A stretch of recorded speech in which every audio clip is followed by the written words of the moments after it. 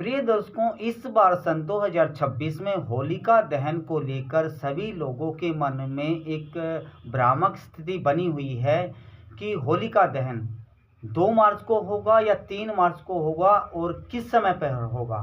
तो देखिए, सबसे पहले मैं आपको बता देता हूं कि काशी के पंचांग के अनुसार होलिका दहन 2 मार्च की मध्य रात्रि को किया जाएगा। और अब हम बात करते हैं कि होलिका दहन को लेकर ये भ्रामक स्थिति क्यों बनी है और होलिका दहन 2 मार्च को ही क्यों किया जाएगा।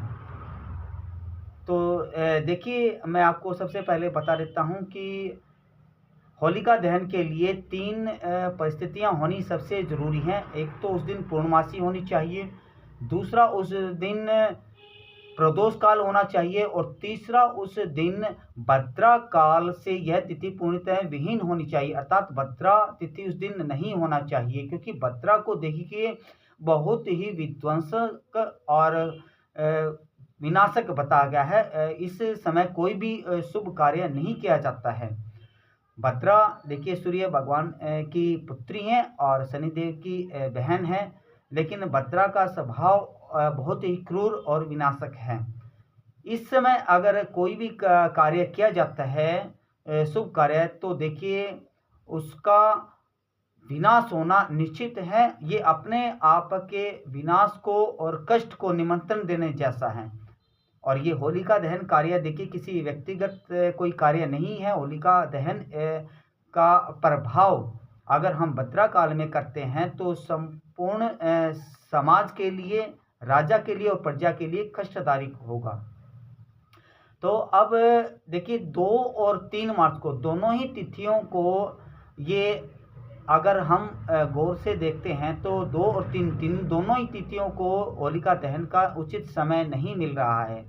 अब पहले बात करते हैं कि 2 तारीख को उचित समय क्यों नहीं मिला है, क्योंकि देखिए इस दिन पूर्णमासी की तिथि मिल रही है हमें।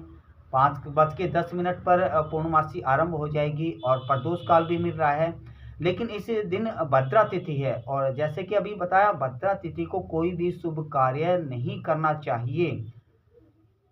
फिर हम 2 मार्च को ही क्यों इसका होलिका दहन कर रहे हैं, क्योंकि हमें 3 मार्च को होलिका दहन के लिए सही समय नहीं मिल रहा है। क्यों? क्योंकि 3 मार्च को देखिए 5:10 तक ही पूर्णमासी रहेगी। उसके पश्चात तिथि बदल जाएगी, तो पूर्णमासी नहीं मिली है और दूसरी प्रदोष काल भी नहीं मिल रहा है और तीसरा इस दिन चंद्र ग्रहण भी लग रहा है। तो चंद्र ग्रहण में भी ये काम होलिका दहन नहीं हो सकता और चंद्र ग्रहण से 9 घंटे पहले ही सूतक भी लग जाता है, तो इस समय भी कोई शुभ कार्य नहीं किया जाता है। अब देखिए, तो 2 मार्च को और 3 मार्च को दोनों ही तिथियों में होलिका दहन का एक जो सही अनुकूल समय नहीं मिल पा रहा है, लेकिन अब होलिका दहन तो देखिए करना ही पड़ेगा, हम इसको सरका तो नहीं सकते। अब ऐसी परिस्थितियों में हम अपने जो ऋषि मुनि थी उनके सूक्ष्म ज्ञान का सहारा लेते हैं। वराहमिहिर जो पुराने जो बहुत ही प्रसिद्ध ज्योतिषज्ञ थे, उन्होंने भी इस परिस्थितियों का जिक्र किया है अपने संहिता में। तो ऐसी परिस्थितियों में हम क्या करते हैं कि 3 मार्च को तो देखिए बिल्कुल भी अनुकूल समय नहीं है और 2 मार्च को समय अनुकूल है, लेकिन भद्रा के कारण परेशानी है। तो भद्रा की जो प्रथम चरण होता है वो देखिए सबसे ज़्यादा कष्टदायक होता है।